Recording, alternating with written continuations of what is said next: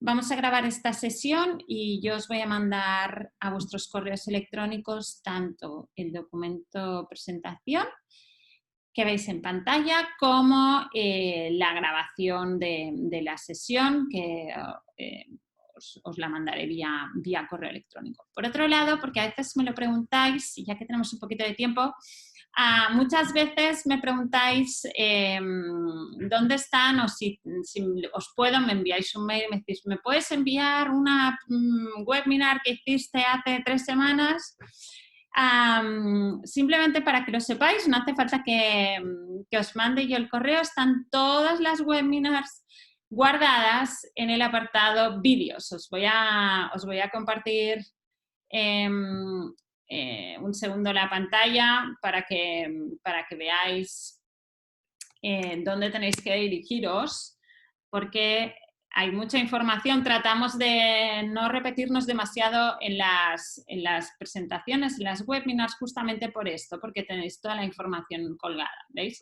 Si entráis en nuestra página, que es cuentosparacrecer.org, y vais al apartado vídeos, encontraréis aquí todas las webinars que hemos ido haciendo, y las tenéis también pues ordenadas y las podéis consultar libremente. Así que si en algún momento hago referencia a algo o lo veis en algún momento, estas son todas las webinars que hemos hecho. ¿De acuerdo? Vale, dicho todo esto, son justo las 5 de la tarde hora española. Vamos a iniciar ahora sí la presentación. Un segundo, que la vuelvo a colocar. Vale, vamos allá. Os voy a poner la presentación en grande así la vemos mejor. Hoy hablamos sobre alta sensibilidad y vamos a hablar un poco sobre gestión emocional de los niños y las niñas de alta sensibilidad. Y vamos a hablar, es un tema, os decía, un tema muy extenso, pero vamos a intentar focalizar en 2 áreas que, bajo mi punto de vista, son muy importantes o deberíamos tener bastante en cuenta. En concreto, antes de entrar en la parte emocional, me gustaría hacer una parte de clarificación de qué es la alta sensibilidad, qué es lo que no es la alta sensibilidad, qué es lo que cuáles son aquellas pistas cotidianas que podemos tener para cerciorarnos si un niño o una niña es altamente sensible.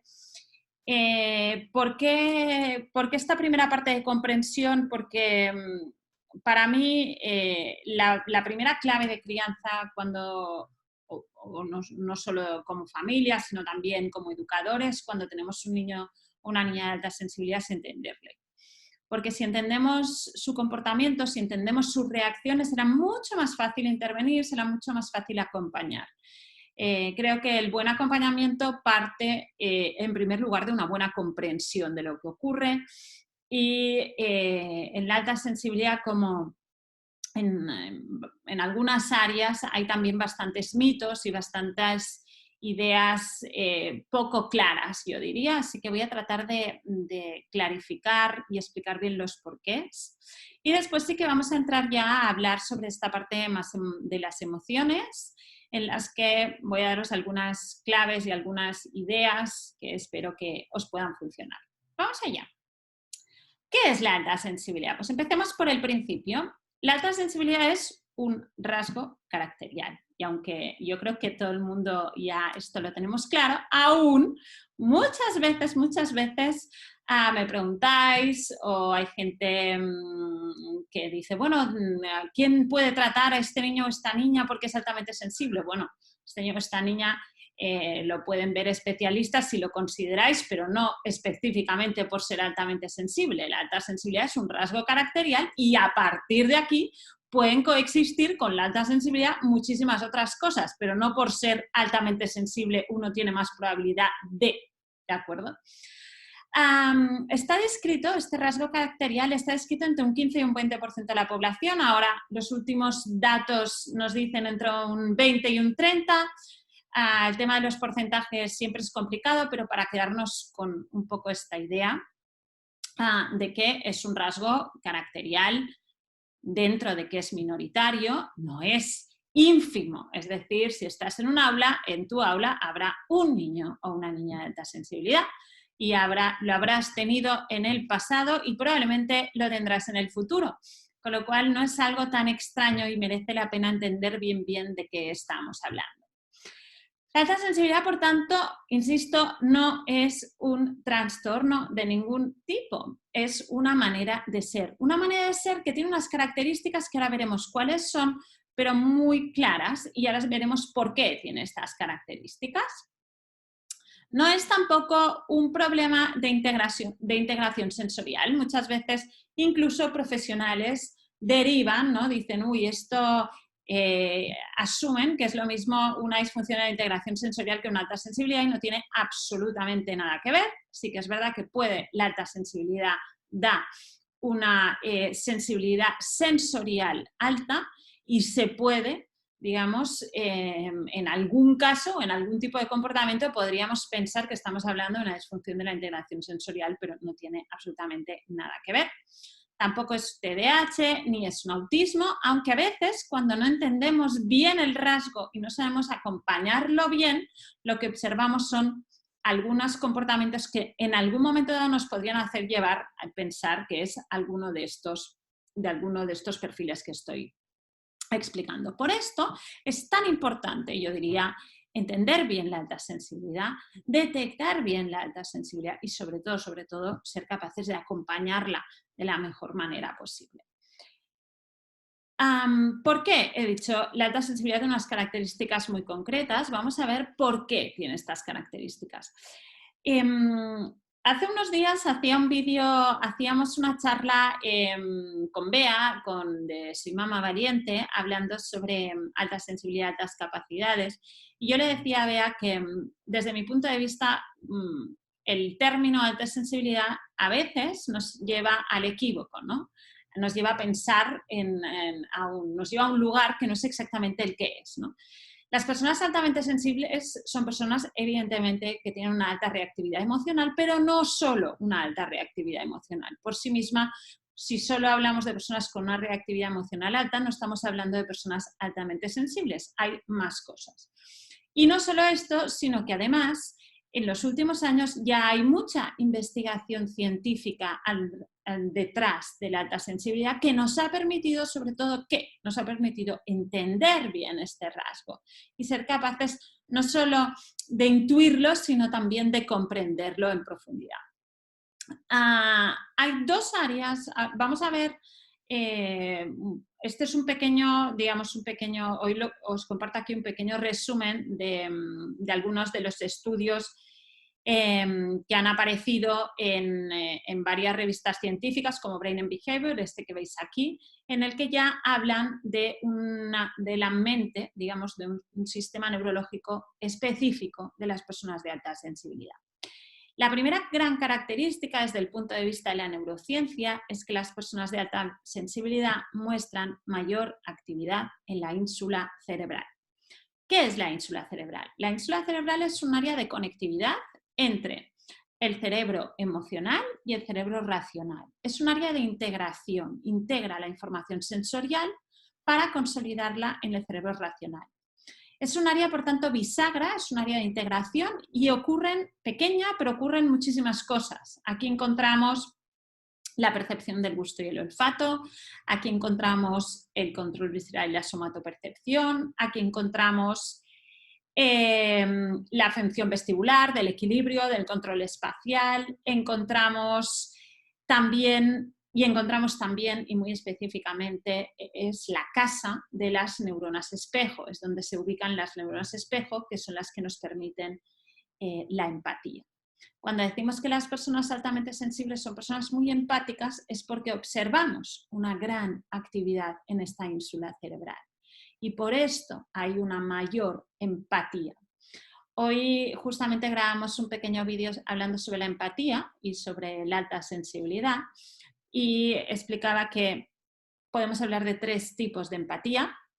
Una es la empatía cognitiva, que es la que me lleva a entender qué es lo que le ocurre al otro. Otra es la empatía emocional, que es la que me lleva a sentir lo que siente el otro. Y la otra es el cuidado empático, que es la que me lleva a entender a ser capaz de sentir, pero sobre todo me mueve a la acción. ¿Qué es lo que ocurre con las personas altamente sensibles? Pues las personas altamente sensibles en esta ínsula cerebral, en la que es la casa de estas neuronas espejo, muestran más actividad y decimos que son personas muy empáticas. ¿Qué tipo de empatía tienen las personas de alta sensibilidad? Tienen una altísima empatía emocional. Van a sentir el mismo dolor que sientes tú, van a sentir el mismo enfado, la misma rabia y además de manera superlativa. Muchas veces lo que ocurre entonces es que hay demasiado ruido emocional a nuestro alrededor. Parece que el mundo a veces duele, ¿no? Porque hay demasiado ruido emocional. Una de las mejores estrategias, luego lo hablamos cuando hablemos de estrategias, pero una de las mejores estrategias para quietar este ruido emocional que tenemos a nuestro alrededor son las técnicas de contemplación y de meditación, ¿no? Hay Richard Davidson y Daniel Goleman en su libro Inteligencia Emocional, el cerebro emocional, perdón, que hacen un paseo por los distintos estudios científicos alrededor de las meditaciones, nos dicen que una de las áreas que se activa antes, cuando empezamos a practicar técnicas contemplativas, es el cuidado empático. Por esto, en las personas de alta sensibilidad, el practicar este tipo de técnicas contemplativas es inmediato. Una de las cosas que de manera más rápida se nota es este pasar de esta empatía emocional a este cuidado empático, y esto da mucha tranquilidad, da mucha paz, porque parece que el ruido emocional a nuestro alrededor baja. Por tanto, mayor actividad en la ínsula cerebral, que nos lleva a ser personas extremadamente empáticas, pero no solo esto, hemos dicho la percepción del gusto y el olfato, estos sentidos que se agudizan, y también parece que no solo el gusto, el olfato, sino sensitivamente también hay una mayor reactividad. ¿Qué más ocurre en el cerebro de las personas altamente sensibles? El cerebro de las personas altamente sensibles se muestra mayor actividad en el dorso lateral prefrontal del neocórtex, que es un área encargada del procesamiento en profundidad. Y es un área, por tanto, que se activa en mayor medida en las personas altamente sensibles versus las personas que no son altamente sensibles. Por tanto, cuando nosotros decimos que las personas de alta sensibilidad procesan en profundidad, estamos hablando de esta mayor actividad en el dorso lateral prefrontal. Además de todo esto, las personas de alta sensibilidad tienen un sistema neurosensorial más fino y captan más información del exterior, con lo cual esto nos lleva a estas características, 3 bloques muy básicos de qué es la alta sensibilidad. La alta sensibilidad son personas que captan más información del exterior, además procesan esta información en profundidad y además generan una mayor reactividad emocional y sensorial a esta información. Por tanto, no es solo personas que sienten mucho, sino que además captan mucho, procesan mucho, sienten mucho y sensitivamente también tienen una alta reactividad. Por tanto, estas son las 4 características de las personas de alta sensibilidad que sí nos van a llevar a este mundo, digamos, que es mucho más que personas que tienen una gran emotividad. Por tanto, captan más, son conscientes de las sutilezas, procesan, no solo captan, sino que toda esta información extra que hemos captado vamos a procesarla en profundidad. Esto nos va a llevar a una facilidad de sobreestimulación. ¿Qué quiere decir esto? Mirad, imaginarnos que tenemos un ordenador muy potente, que puede hacer unos cálculos espectaculares. Esto es un procesador con muchas megas de RAMs, mucho estupendo.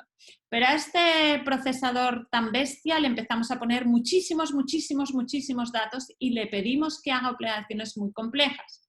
Por muy potente que sea este ordenador, si yo le pongo mucha información, llegará un momento que este ordenador, ¿qué hará? Se colgará, se queda, ¿sabéis? Seguro que os ha pasado alguna vez, este ordenador que se queda y te cierra y ya no puedo más. Esto es la sobreestimulación. La sobreestimulación es una consecuencia de 2 de las características intrínsecas de las personas de alta sensibilidad, que es captar más y procesar esta información en profundidad. Si me entra mucha información y toda esta información además la tengo que procesar en profundidad, esto me va a llevar al ordenador que se cuelga, me va a llevar a la sobreestimulación. Por tanto, típicamente las personas de alta sensibilidad tienen facilidad para llegar al nivel de sobreestimulación. Además, hay una gran reactividad emocional y sensorial se vive, ¿no?, esta actividad en la ínsula cerebral que nos lleva a vivir la vida desde la emocionalidad y desde la sensorialidad también. No solo es un tema emocional, sino también un tema sensorial. Y como consecuencia de todo ello, típicamente también las personas de alta sensibilidad tienen lentitud de adaptación al cambio. Esto no quiere decir por qué hay una lentitud de adaptación al cambio, porque el cambio es un lugar en el que ocurren cosas nuevas que tengo que captar, las tengo que procesar en profundidad, además genero reacciones emocionales alrededor de toda esta información nueva y por tanto yo voy a tardar un poco más de tiempo. Una vez sea capaz de adaptarme al cambio, puedo dar muchísimo de sí, pero y sobre todo esto lo vemos en la infancia, hay una lentitud de adaptación y a veces hay una dificultad, digamos, expresa por no querer hacer o vernos en situaciones nuevas que también hay que trabajar. ¿Qué es lo que vamos a observar en los niños? ¿Y cuáles son típicamente? Todo lo que voy a decir ahora sí que es típico, todas estas cosas son muy típicas de los niños y las niñas de alta sensibilidad. La primera de ellas, captan más información, son conscientes de las sutilezas, se van a dar cuenta de los cambios, notan de manera muy especial todos los olores, los colores, etc. Captarán de manera muy especial todos los gestos de comunicación no verbal, los pasos niños que no los podemos, digamos, hay que ser muy coherente entre lo que uno dice y cómo lo dice, porque van a captar perfectamente y parece que le lean a uno la mente. Toda esta sensorialidad a flor de piel, muy típica en los niños más pequeños, me molestan las etiquetas, me he bañado y me molesta el bañador porque está mojado y me tengo que poner uno seco, la arena en los pies, una pequeña piedra, etc. Todo captar información sensorial del exterior. En periodos, por ejemplo, de sobreestimulación vamos a notar también una altísima reactividad sensorial, típicamente al ruido, pero no solo al ruido, etcétera.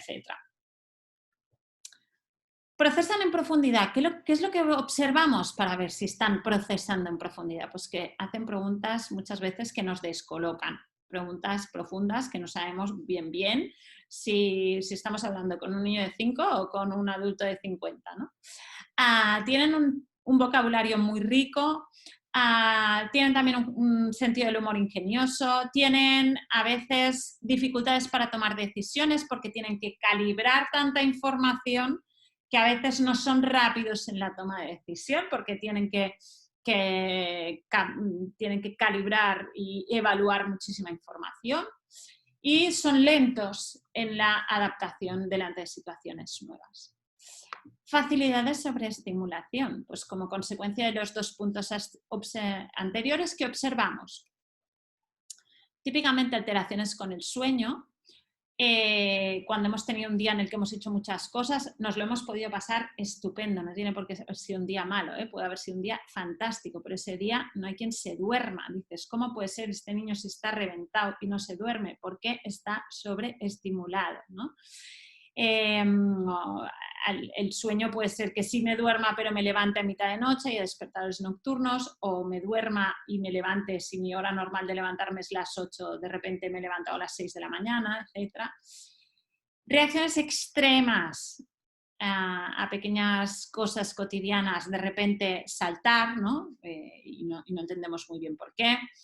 Nos molestan mucho cuando estamos en un momento de sobreestimulación, nos van a molestar mucho típicamente los ruidos. Son niños además que van a necesitar espacios de inactividad o de juego reposado, ¿no? Ahora parece que hemos cambiado un poco nuestros hábitos, pero tenemos una tendencia.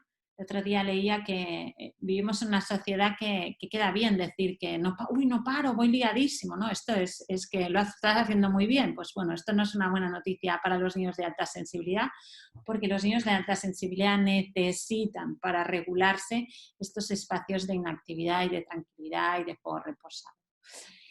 Y van a ser niños que no van a tolerar bien, depende de qué manera de corregirlos. Esto no quiere decir que les tengamos que decir a todo que sí, pero hay que aprender a decirlo. Y las formas son importantísimas en los niños de alta sensibilidad. Creo que una de las cosas más interesantes para hacer con ellos es aprender a ser asertivos, aprender a tenerles en cuenta, a tener una disciplina más horizontal, no tan vertical, porque no van a funcionar bien delante de determinados estilos correctivos más punitivos, etcétera, porque lo único que estaremos haciendo es aumentar su grado de sobreestimulación. Reactividad emocional y empatía, ¿qué observamos? Esto es una de las cosas que observamos antes, yo diría, pero que vive la vida un umbral, ¿no? Un umbral por encima, emocionalmente hablando, del resto, ¿no? Cuando estamos bien, estamos fantásticamente bien, cuando estamos mal, estamos fatal, ¿no? Son personas de extremos y en la infancia se ve de manera muy, muy clara. Sí que me gustaría decir que una de las imágenes, ¿no? Cuando pensamos en niños de alta sensibilidad o niñas de alta sensibilidad, incluso las imágenes que se nos vienen o la manera como se nos presentan son niños o niñas como apocados y un poco tristes, ¿no?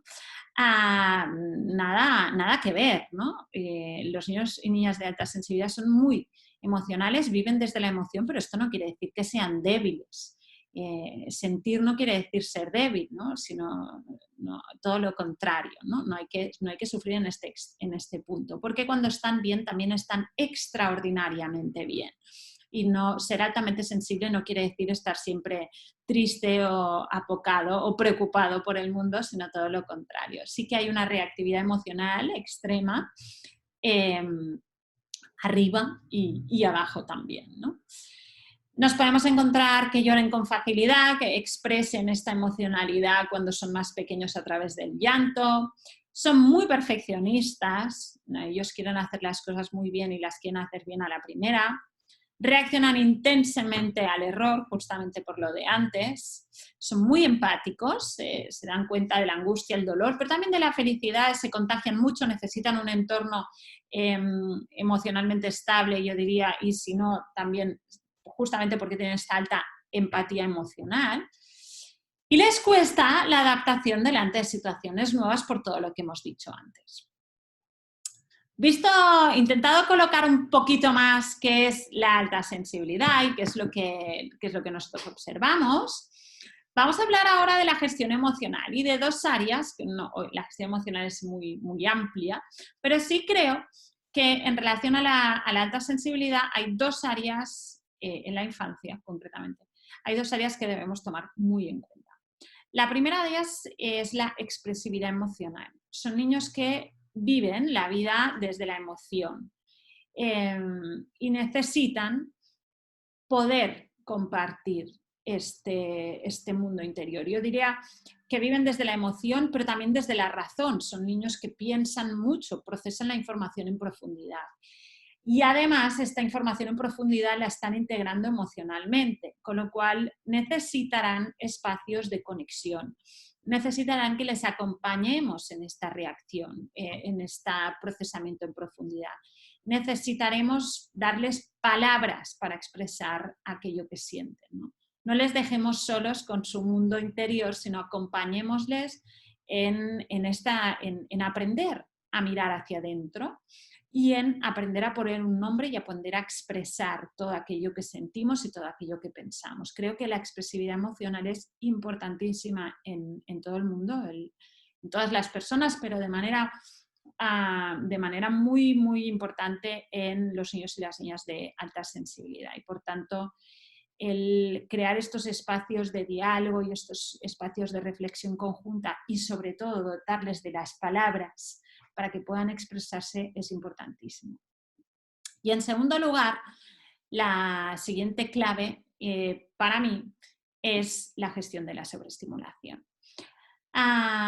Os decía que la sobreestimulación es consecuencia de su propia manera de ser, es decir, si yo capto mucha información y la tengo que procesar en profundidad, pues el sistema se va a colgar.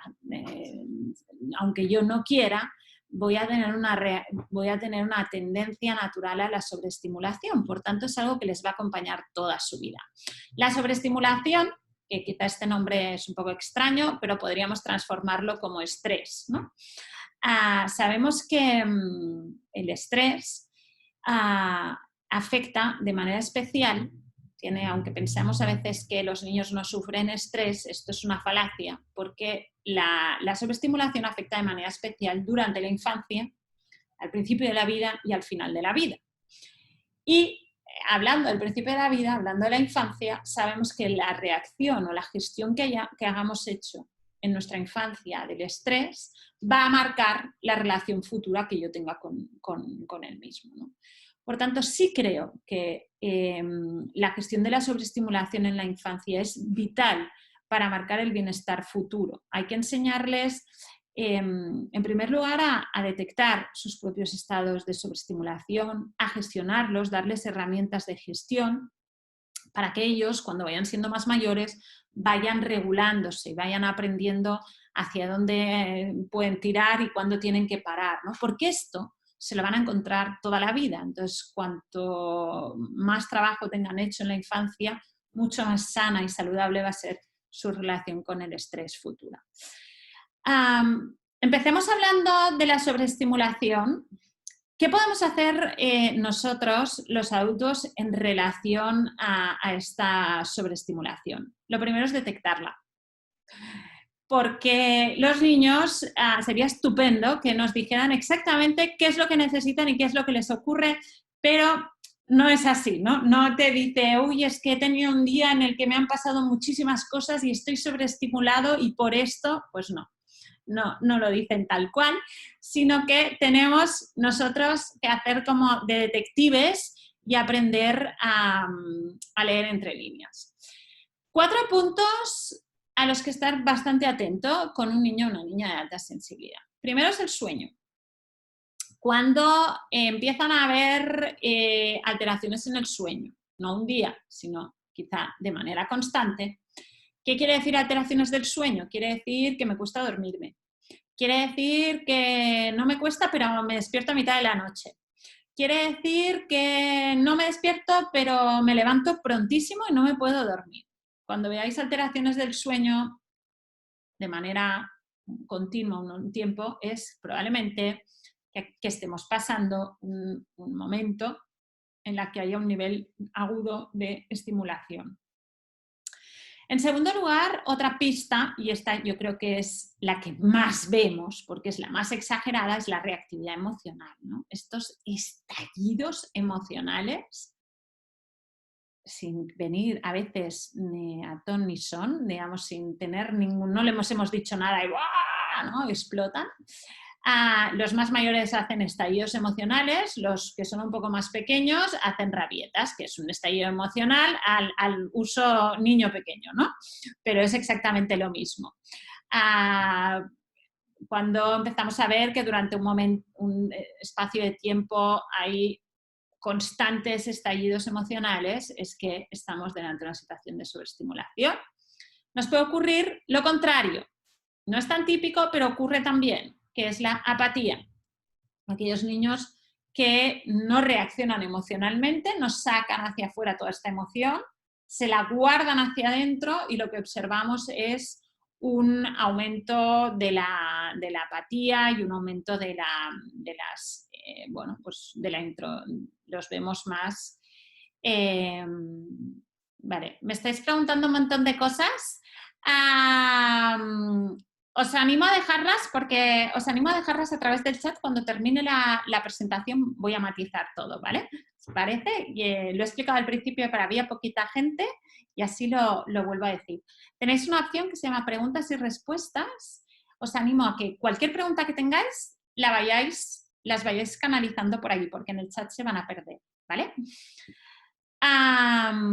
Vale, ¿qué más? Después está la reactividad sensorial. ¿Qué es la reactividad sensorial? Es que de repente los ruidos me molestan muchísimo. No sé si lo habéis vivido, pero me molesta, no puedo, me molesta.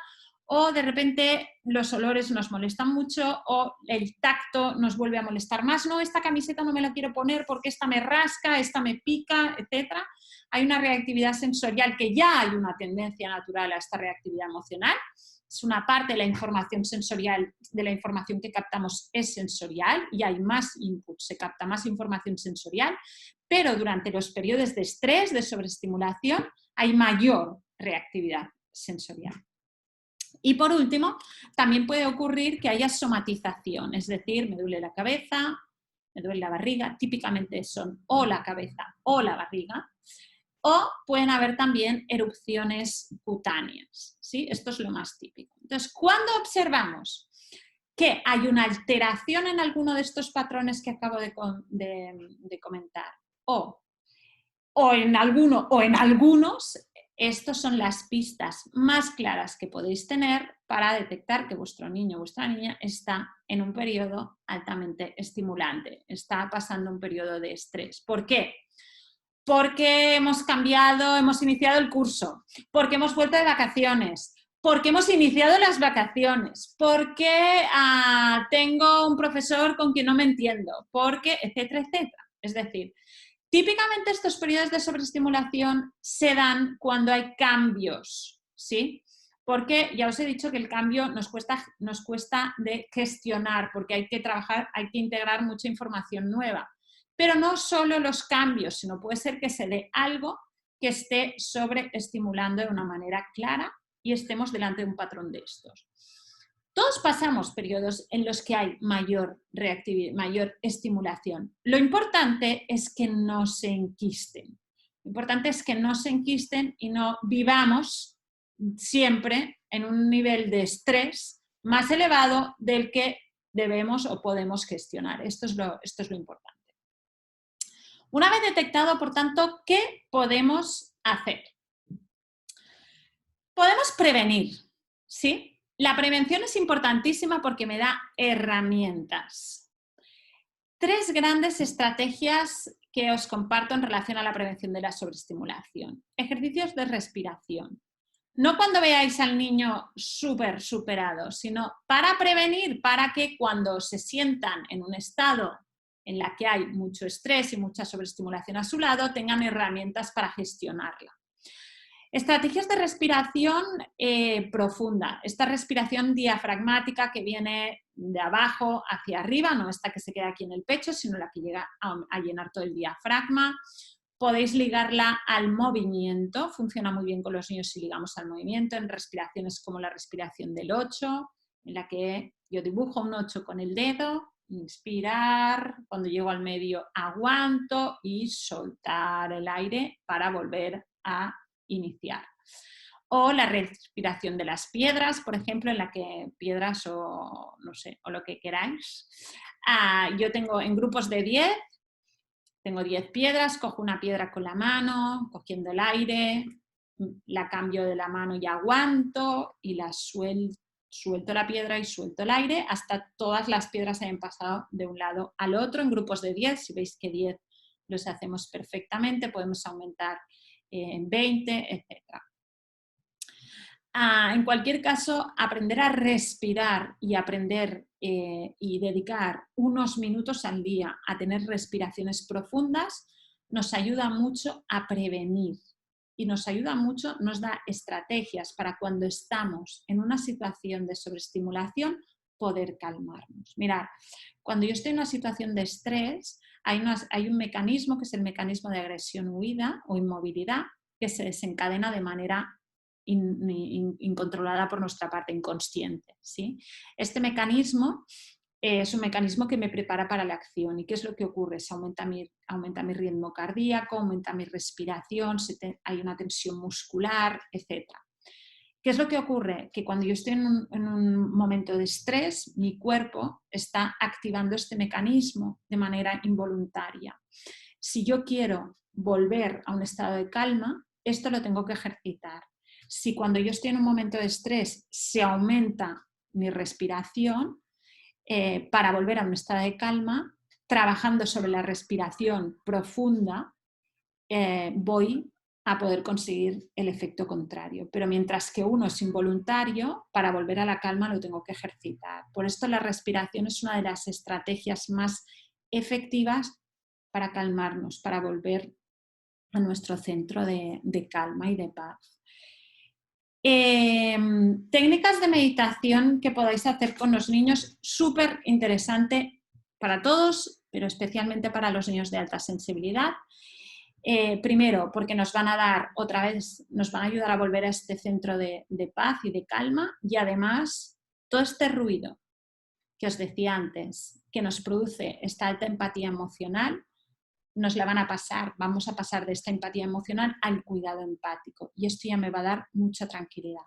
Además, otra de las cosas que observamos con las prácticas contemplativas es que los circuitos del yo, que se llama el circuito del yo, es un pensamiento negativo que se desencadena en bucle, que no podemos controlarlo, y a veces nos vienen a la cabeza pensamientos negativos. Esto es típico también de periodos de sobreestimulación. Entonces, los niños de alta sensibilidad también observaréis que tienen muchas veces un lenguaje y un diálogo muy negativo consigo mismos, sobre todo cuando están pasando por periodos de sobreestimulación. Con la meditación, una de las cosas que se activa también más rápido es la aquietación. Se aquietan estos circuitos del yo, es decir, paramos de tener estos pensamientos a veces negativos en bucle. Y por último, poder practicar, luego os comparto algún enlace para que tengáis si queréis practicar, pero hay millones y algunos libros para que podáis empezar, pero que sepáis que creo que es de las mejores estrategias que podéis hacer para prevenir y para darles herramientas para gestionar esta sobreestimulación. Y por último son los juegos de silencio. Creo que hay que darle un valor al silencio. El silencio es una necesidad cerebral, necesitamos estar en silencio y vivimos en un mundo en el que prácticamente nunca estamos en silencio. Entonces hay que dar espacios de paz y de silencio, y creo que son muy necesarios específicamente para las personas y los niños y las niñas de alta sensibilidad. ¿Cómo podríamos intervenir? Una vez los vemos que están muy sobreestimulados y qué podemos hacer, ¿no? Aparte de prevenir y trabajar todas estas técnicas, que estas técnicas necesitan un cierto entreno. Cuando yo empiezo a fijarme en mi respiración o a meditar, no voy a pasar de no sobreestimularme nunca, a estar siempre tranquilo, sino que yo necesito un tiempo. Pues, ¿qué podemos hacer?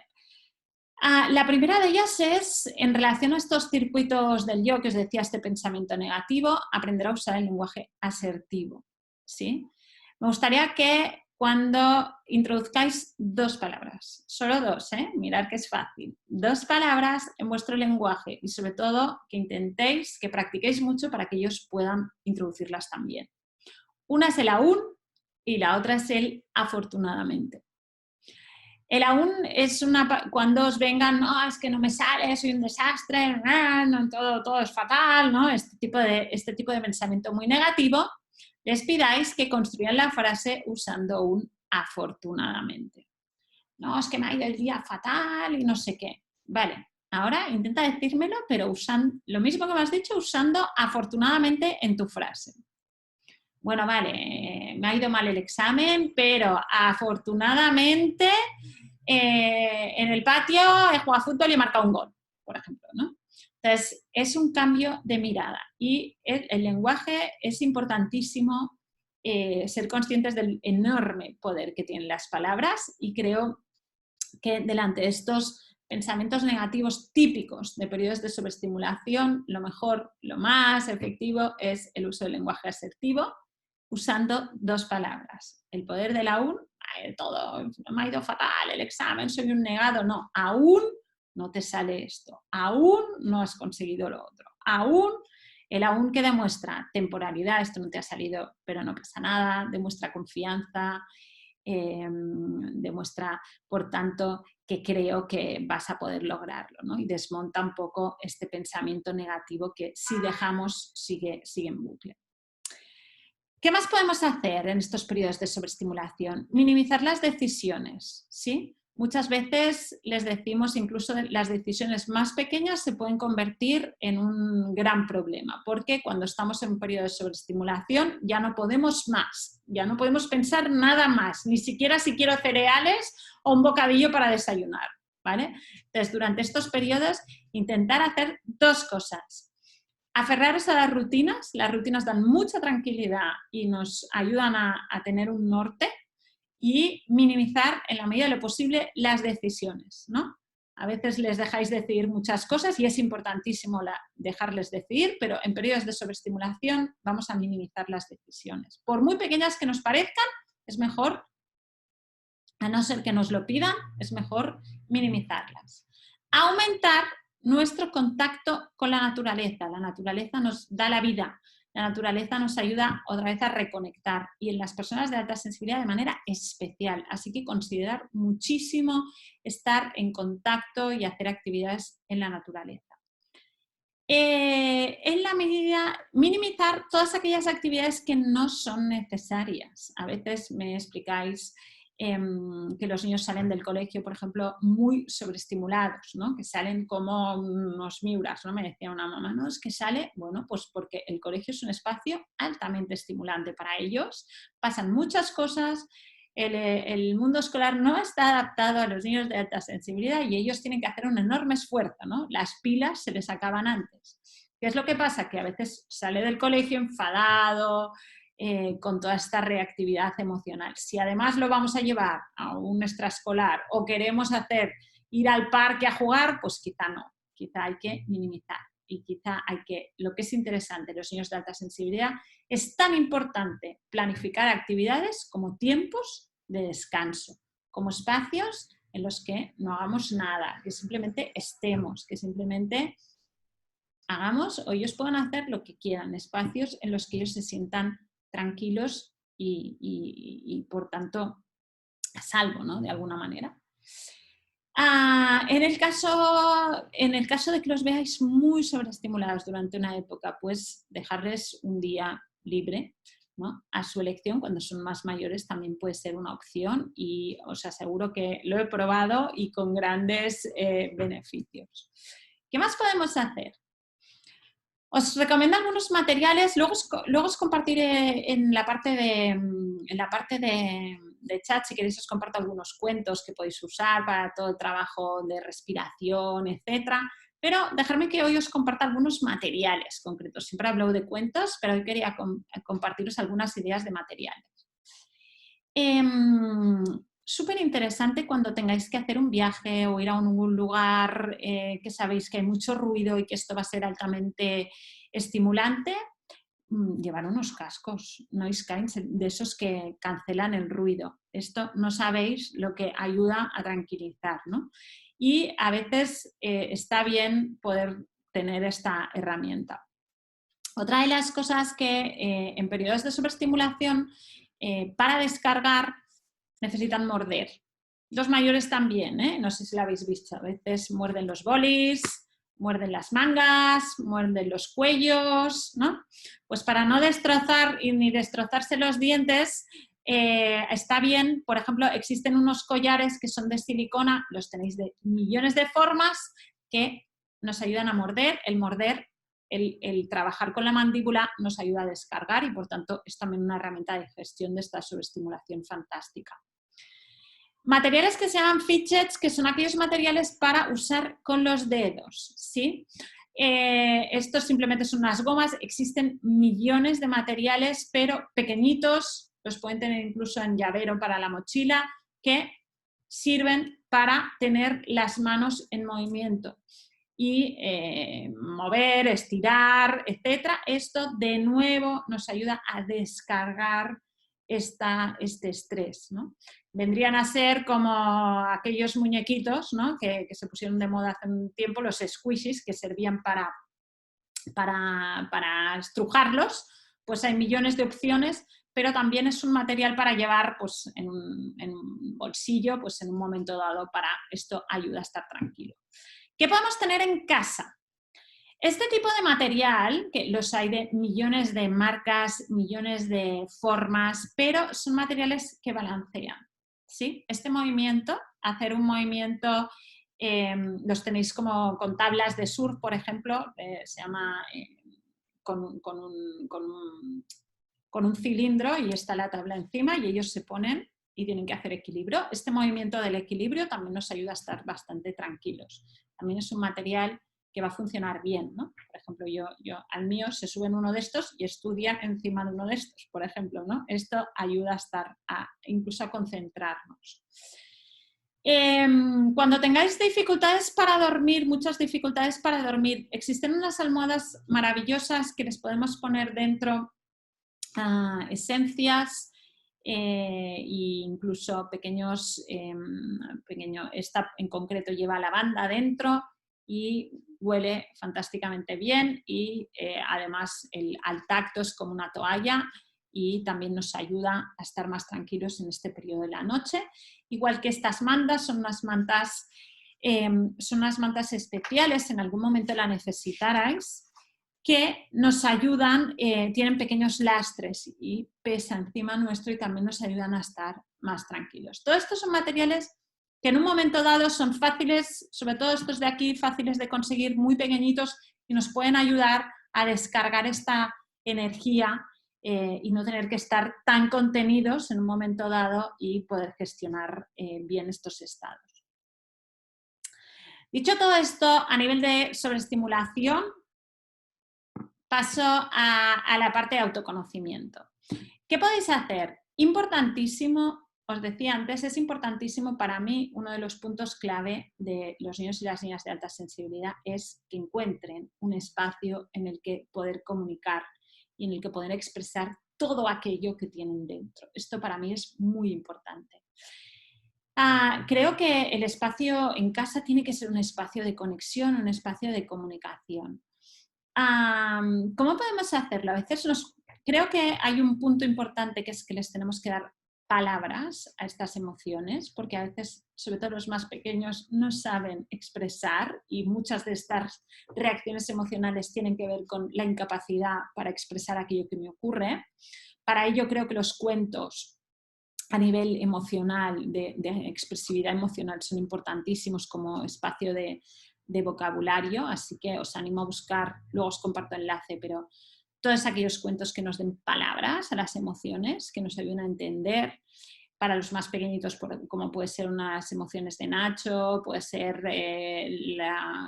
sentimientos de Coco y Tula, el gran libro de las emociones. Luego os comparto varios, pero simplemente sí que creo que es importante que tengan las palabras y luego que tengan un espacio no solo para conocer las palabras, sino para expresarlas. Podéis tener un pequeño diario para un espacio y dedicar cada día un tiempo a escribir en un diario de las emociones. Podemos construir un emocionario. Un emocionario es podéis tenerlo en la pared, en el que tenéis varios estados emocionales y cada día dedicamos, antes de ir a dormir, por ejemplo, a señalar cuál ha sido la emoción que me ha gobernado, ¿no? Y ellos hacen este ejercicio de mirar hacia adentro y colocar. Y luego les preguntamos, si me lo quieres contar, me quieres contar por qué, si te lo quiero encontrar, genial, y si no, también igual de bien. Lo importante es que ellos encuentren un espacio para mirar hacia adentro y que no se sientan, los niños de alta sensibilidad no van a llevar bien los interrogatorios, pero sí llevan muy bien los diálogos, con lo cual creo que en todo este tipo de actividad nosotros debemos situarnos en la actividad también, ¿no? Y por tanto participar. Pues mira, yo hoy me he sentido tranquila, porque he tenido un día tranquilo y he trabajado, pero me he puesto música y he estado bien, etcétera, ¿no? Y por tanto, esto, aparte de que es una manera de trabajar la empatía, es una manera de crear este espacio de conexión. Por tanto, no es tanto preguntar como un interrogatorio, sino coparticipar en la actividad. Busca la música que simbolice tu día, por ejemplo, ¿no? Podemos tener un listado, una playlist de músicas y cada día vamos a buscar una canción y la escucharemos juntos que defina cómo me he sentido hoy o cómo ha sido mi día, ¿no? Cualquiera de estas actividades son excusas. ¿Excusas para qué? Para mirar dentro y para compartir. Y podemos compartir expresando, podemos compartir colocando una pinza en la emoción o buscando una canción, pero es una manera de conectar con mi emoción y ser capaz de expresarla. Y por último, sí que me gustaría la idea, os he dicho que los niños de alta sensibilidad no llevan bien los interrogatorios, pero sí les gustan las conversaciones. Toda buena conversación empieza con una pregunta. Entonces, creo que hay que aprender a preguntar. Aprender a preguntar quiere decir lanzar preguntas que obliguen al otro a pensar y ser capaces de escuchar las respuestas, ¿no? Muchas veces preguntamos, pero no damos tiempo, ¿no? No practicamos esta escucha empática, sino que enseguida queremos pasar a lo siguiente. Pues darle un tiempo de conciencia, darle un tiempo de escucha y darle un tiempo para que ellos puedan mirar hacia adentro y compartir con vosotros. Creo que esto es muy, muy importante en todos los niños, pero en especial, muy especial, en los niños y las niñas de alta sensibilidad. Os comparto también materiales. Os he dicho que luego os compartiré cuentos, porque siempre comparto cuentos, pero hoy quería hacer algo especial y os he buscado algunos juegos que podéis jugar que están pensados para pensar y expresar y poner palabras a nuestras emociones. Amor con palabras, icónicos, son libros, son juegos de cartas en los que nos dan distintas situaciones y tenemos que pensar en emociones y tenemos que poder compartir y explicar. Son juegos para interesantes, para conocer bien a las personas y para expresar, ¿no?, estas emociones. Miniland, el detective de emociones, es un juego tipo puzzle, pero que tengo que buscar distintos estados emocionales, tengo que pensar en situaciones y en emociones, y esto es interesante, ¿no?, porque al final hay que entender que mi comportamiento no es, las emociones no vienen porque sí, sino vienen de una interpretación de algo que ha ocurrido en el exterior, ¿no? Y por tanto, aprender que ocurre algo, esto genera en mí una emoción y esta emoción genera en mí un determinado comportamiento. Creo que esto es autoconocimiento y esto es importante, sobre todo que los pequeños lo tengan en cuenta. Y tanto el detective de las emociones como aprendo en positivo como emociones trabajan este mundo, ¿no? Entender que las emociones no vienen no es que de repente me enfado, sino que el enfado se ha generado porque ha ocurrido algo, y sobre todo aprender a que todas las emociones no son ni buenas ni malas, sino que son todas necesarias. No es que haya emociones que no haya que tener, sino que lo que hay que aprender a veces es qué hacemos con cómo canalizamos esta emoción, pero el enfado no es malo ni es bueno, la tristeza no es mala ni es buena, responde a un hecho, ¿no? Y estos juegos nos ayudan a pensar y a transitar sobre esta idea. Y creo que son juegos interesantes para trabajar, los podéis usar tanto en el aula como en casa, pero también son una buena excusa para llevar la mirada de nuevo hacia adentro y conectar con estas emociones y aprender a expresarlas creando este clima de conexión que necesitamos tener. Dicho todo esto, y porque me gustaría responder a vuestras preguntas, voy a ir terminando. Simplemente dejarme que os explique que tenemos un curso online, que es el curso de alta sensibilidad en la infancia. Es un curso en el que trabajamos dos cosas. Por un lado, la comprensión. Ya os he dicho que a mí me parece clave entender el porqué de las reacciones.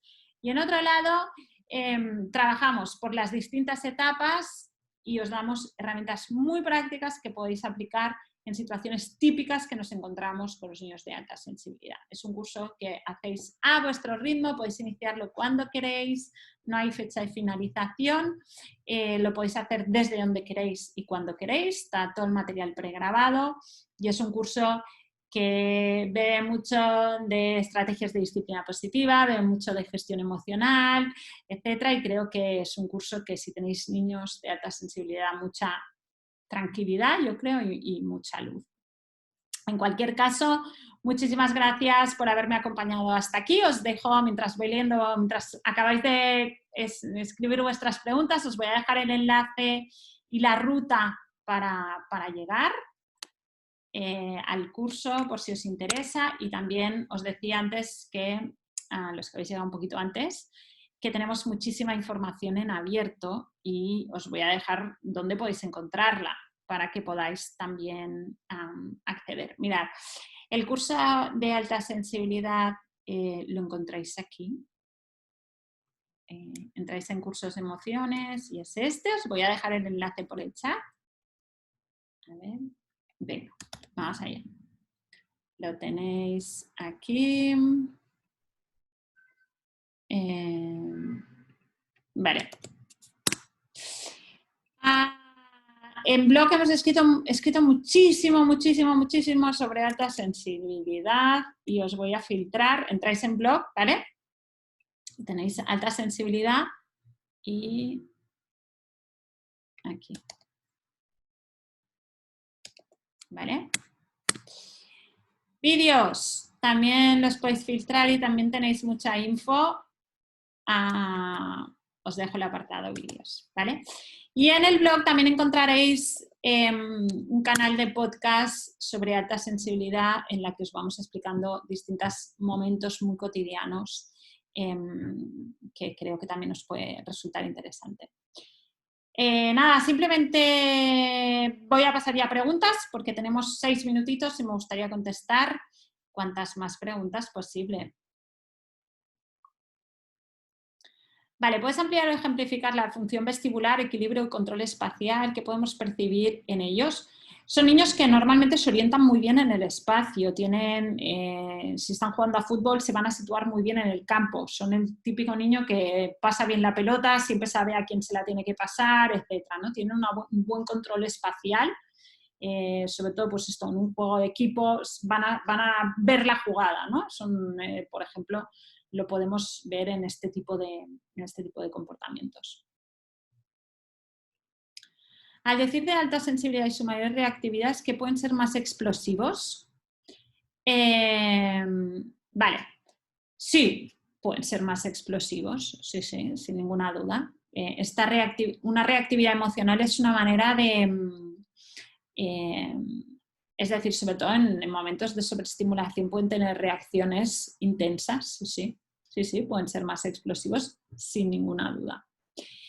Un estallido emocional, ahí tenéis en el blog, creo que es el primer post que hay, habla sobre estallidos emocionales. Un estallido emocional, principalmente lo que tenemos que hacer es, en un primer momento, no se puede parar, no lo podemos parar nosotros, lo tienen que parar ellos, es decir, hay que esperar, que volver a la calma y luego, sobre todo, yo creo que hay que trabajar desde la empatía. Poner palabras a esta emoción y juntamente intentar buscar una solución, ¿no? Entender qué es lo que me ha llevado a esta explosión emocional y luego buscar una solución conjunta. Creo que lo importante es entender de dónde viene y nuestra reacción puede acrecentar esta explosión o, al contrario, hacerla más pequeña y solucionarla, ¿no? Si nosotros durante una explosión emocional reaccionamos explotando nosotros también emocionalmente, tenemos un cataclismo. Sin embargo, si nosotros somos capaces de mantener la calma y dejar que pase y luego trabajar sobre ella, pues probablemente vamos a ver muchísimos mejores resultados. Lo mismo que veríamos en un niño pequeño que hace una rabieta, que no te puedes poner a su nivel, haciendo tú una rabieta, pues esto es exactamente lo mismo. ¿Es posible encontrar dificultad a la hora de expresar emociones? Sí. ¿Intentar no mostrar emociones, evitar el llanto, sea contención emocional? Sí, por supuesto. Sí. Es típico, de hecho. No tanto de los niños, sino de los adultos. Sí, por esto yo digo que para mí una de las claves es generar estos espacios de expresividad y de conexión. ¿Por qué? Porque si no los generamos, puede ser y depende del entorno en el que estos niños acaben creciendo, ¿qué va a pasar? Vamos a desarrollar una estrategia de desconexión emocional, ¿sí? Yo he visto las dos cosas, desconexión emocional y una contención emocional y contención, ¿no? Sí que me conecto con mi emoción, pero no la voy a mostrar, ¿vale? Y la otra es, ni siquiera voy a mirar cuál es mi emoción porque me hace demasiado daño. Creo que en la infancia justamente es el momento de generar este espacio, de mirar hacia adentro y ser capaces de expresarlo. En los niños, si nosotros el trabajo del adulto es justamente generar estas condiciones para que ellos puedan generar este espacio de diálogo, ¿sí? Y realmente nuestro trabajo yo creo que es generar las condiciones para que ellos puedan expresar. Pero si no las encuentran, les puede llevar a la contención o justamente al mirar hacia otro lado, a la desconexión. Umbral de dolor alto es posible, es totalmente posible, sí. Sí, y sobre todo en estados de sobreestimulación vamos a tener un umbral de dolor alto, más bien bajo. Es decir, enseguida todo me duele muchísimo, muchísimo. Más que umbral de dolor alto, estamos hablando, típicamente en una alta sensibilidad sería umbral de dolor bajo. ¿Por qué un niño es PAS? ¿Nace o se hace? No sé si lo comentaste al principio. Bueno, cuando has visto un poco que hablaba de la organización de este sistema neurológico un poco distinto, pues esto ya te puede llevar a la idea. Un niño de alta sensibilidad nace. Nada de hacerse, se nace. Y no solo se nace, sino que es hereditario. Habrá algún padre o una madre o ambos que también son altamente sensibles. Algunas ideas para hacer frente a la presión que tienen los NAS al sentirse observados, sí. Al salir la pizarra, al exponer un trabajo, se bloquean o no demuestran lo que saben. Vale. No todos los NAS tienen... a ver, no todos, ya lo he dicho, que los niños altamente sensibles es un rasgo caracterial y hay de todo tipo. Sí, hay algunos que no van a tener ningún problema en salir a expresarse al revés, que les encantará, ¿vale? Lo que sí que está claro es que ellos van a querer hacer todo perfecto y son muy exigentes consigo mismo. Entonces, lo que sí que está claro es que a veces esta exigencia que se hacen sí que les lleva al bloqueo. Entonces, sí que creo que todas estas técnicas que hemos hablado sobre respiración, sobre gestión, sobre meditación, etcétera, nos ayudan a tener mayor control sobre estas emociones externas. Entonces, yo sí que creo que es básico este trabajo con los niños de alta sensibilidad, sobre todo para prevenir este tipo de comportamientos. También es muy típico que me ponga muy nervioso delante de los exámenes y me bloquee, por ejemplo, ¿no? No solo cuando la mirada del tercero, sino también cuando yo me pongo delante de un examen. Entonces, sí que creo que la mejor prevención es este tipo de estrategias y después, seguro que ya lo habéis observado, pero un NAS va a necesitar tenerlo todo súper preparado para sentirse seguro, 3 veces más que el resto. No por incapacidad, sino por necesidad de control. Entonces, cuanta mayor preparación, haber hecho la presentación delante de papá, de mamá, de la hermana, del tío, del primo, etcétera, pues me ayuda a tener más tablas, etcétera. Sí. Cuando se expresan gritando, ¿cómo podemos ayudarlos para canalizar o cambiar su forma de expresarse? Cuando se expresan gritando. No sé muy bien a qué te refieres, pero bueno, cuando gritan, pues es una manera probablemente de canalizar esta emocionalidad, ¿no? Entonces, aquí hay dos cosas. Una cosa es cuando estamos hablando de una mala gestión de la sobreestimulación y la otra cosa es un comportamiento que no es el adecuado. Un niño o una niña de alta sensibilidad,